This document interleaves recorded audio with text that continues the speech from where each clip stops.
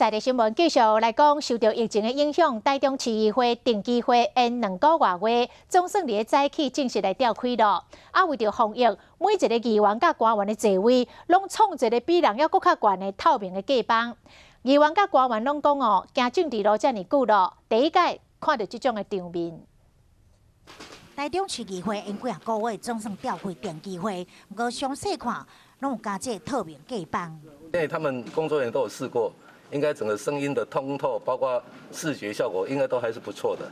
大家有看到我们这个隔板很高哈，原因是因为议员其实身高也蛮高，而且我们在发言的时候都不是坐着发言，都必须站着发言。一个座位有5片隔板，每一片悬是100公分，加上原本岛的悬度，先悬要超过180公分，才会悬过隔板。 台中市议会为了防疫，用3天的时间去装，嘛规定议场内袂使超过100个人。正面的官员嘛，因为爱维持社交距离，因此上最只有15名的官员。蛮新奇的啦哈，因为我从政20多年，好像还没碰过这种情形。